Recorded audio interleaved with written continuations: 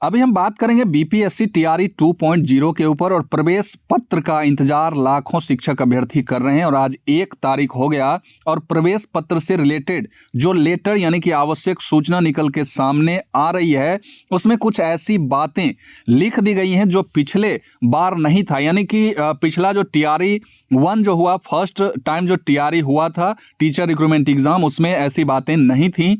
तो बहुत सारे बदलाव हुए हैं। तो प्रवेश पत्र तो डाउनलोड आप करेंगे ही, उससे पहले कुछ ऐसी बातें हैं जो आप तमाम शिक्षक अभ्यर्थियों को जाननी चाहिए और इस आवश्यक सूचना के माध्यम से मैं आपको इन तमाम तरह की बातों से रूबरू करवाने वाला हूं। आप तमाम शिक्षक अभ्यर्थी इस वीडियो में बने रहिएगा।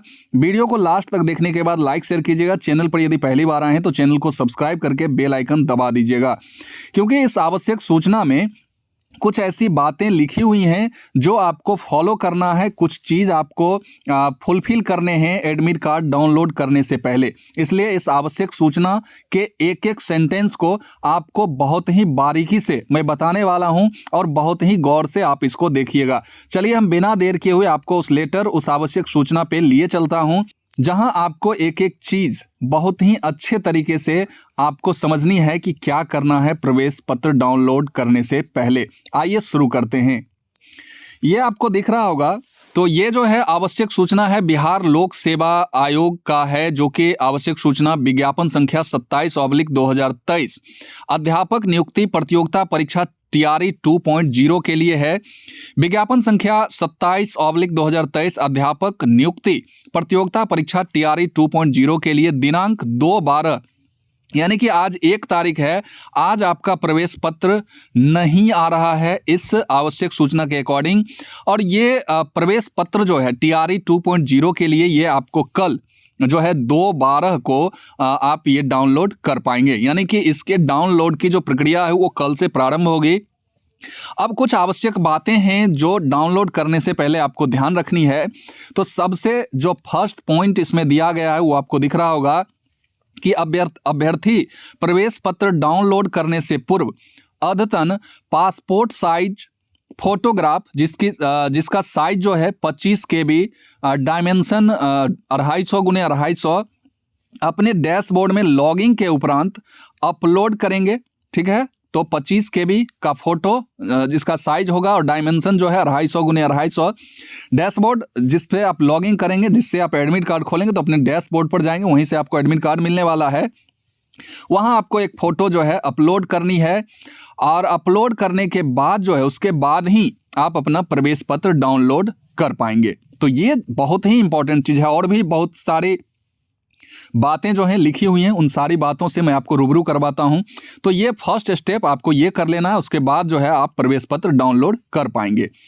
डाउनलोड किए गए ई एडमिट कार्ड में अभ्यर्थी को आवंटित परीक्षा केंद्र कोड के रूप में दर्ज होगा। अब ये कोड दिया होगा परीक्षा केंद्र का, जिसे आप बाद में मिलाएंगे, जो कि आपको 5 तारीख को अवेलेबल हो पाएगा। लेकिन वहाँ पर जो है आपका किस जिला में परीक्षा केंद्र यानी सेंटर पर आ है वो चीज़ें आपका अंकित रहेगा। लेकिन केंद्र उस मान लीजिए कि बेगूसराय, खगड़िया, मुजफ्फरपुर, भागलपुर या माने किसी भी ज़िले में आपका जो सेंटर पड़ेगा तो उस ज़िले का नाम तो आपको स्पष्ट रूप से लिखा हुआ मिल जाएगा।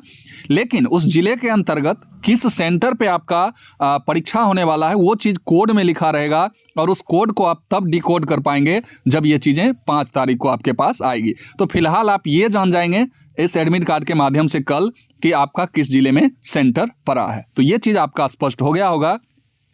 दूसरा पॉइंट लिखा हुआ है कि वर्ग 6 to 8 एवं वर्ग 9-10 से संबंधित ऐसे अभ्यर्थी जिन्होंने सामाजिक विज्ञान या विज्ञान शायद होगा, यहाँ पर मिसप्रिंट है, विषय लिखा हुआ है, तो सामाजिक विज्ञान या विज्ञान का चयन किया है। यानी कि सामाजिक विज्ञान, सोशल साइंस और साइंस के जो अभ्यर्थी हैं 6 to 8, 9, 10 वे इतिहास, भूगोल, अर्थशास्त्र एवं राजनीति शास्त्र में किसी 2 विषय जिसमें से एक विषय इतिहास या भूगोल विषय अनिवार्य है का चयन करके ही एडमिट कार्ड डाउनलोड से संबंधित आवश्यक प्रक्रिया करेंगे। तो ये जो है बातें कि एडमिट कार्ड डाउनलोड करने से पहले आपको आप कल सारा चीज़ स्पष्ट हो जाएगा और भी स्पष्ट जो है क्लियर हो जाएगा ये चीज़ कल जब आप एडमिट कार्ड डाउनलोड करेंगे। तो उस समय हो सकता है कि आपके पास ऑप्शन आएंगे।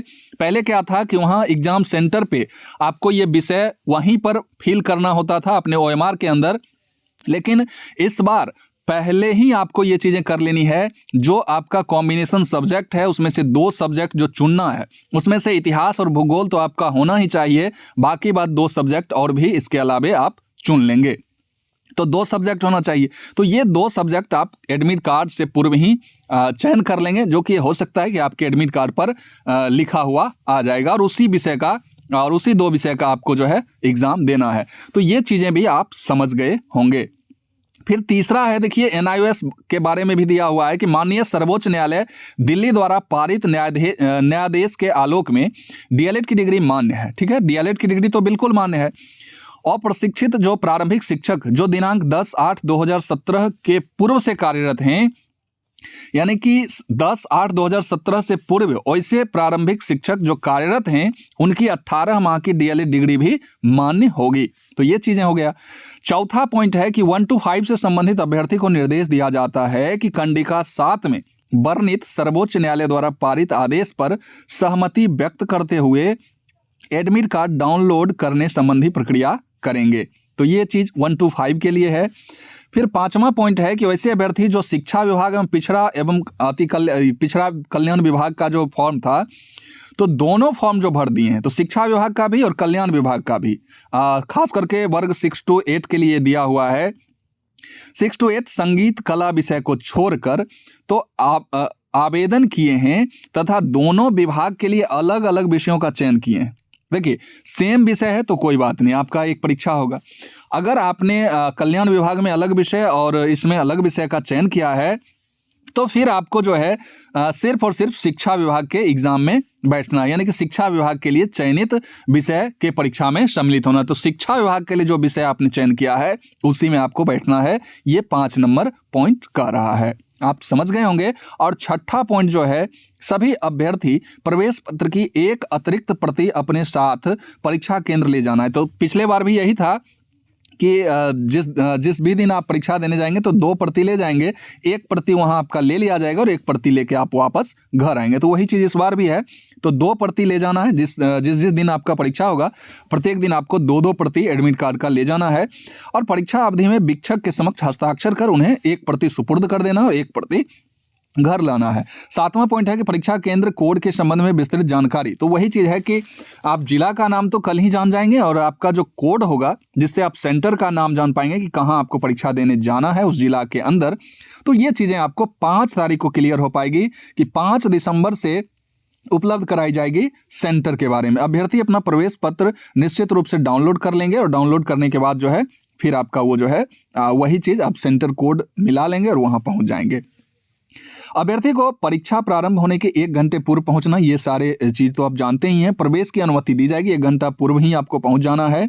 1 घंटा पूर्व प्रवेश जो है बंद कर दिया जाएगा। परीक्षा अवधि की समाप्ति के पश्चात यूज्ड OMR आंसर सीट को सील बंद कराने के पश्चात ही। तो ये चीज़ें हैं, ये सब तो नॉर्मली हर एक परीक्षा में होता ही है। बाकी बात ये इंपॉर्टेंट चीज़ था कि 25 KB डायमेंशन 250x250 का फोटो आपको अपलोड करके फिर डाउनलोड करना है। विषय के रूप में खास करके जो सोशल साइंस के स्टूडेंट हैं उन्हें इतिहास, भूगोल, अर्थशास्त्र और राजनीतिक शास्त्र में 2 विषय, जिसमें इतिहास और भूगोल तो होना ही चाहिए, बाकी बात 1 सब्जेक्ट और आप लेके 2 सब्जेक्ट आपको एडमिट कार्ड डाउनलोड करने से पूर्व जो है फिल कर देना है। वो ऑप्शन आपको दिख जाएगा कल, और भी चीज़ें स्पष्ट हो जाएंगी। तो ये कुछ खास और इम्पोर्टेंट महत्वपूर्ण खबर थी जो अब तमाम शिक्षक अभ्यर्थियों के लिए महत्वपूर्ण था। आपको ज़रूर यह वीडियो अच्छा लगा होगा। तो इस वीडियो को हम यहीं समाप्त करते हैं और फिर मिलते हैं इसी तरह के इन्फॉर्मेटिव वीडियो के साथ। तब तक के लिए जय हिंद, वंदे मातरम।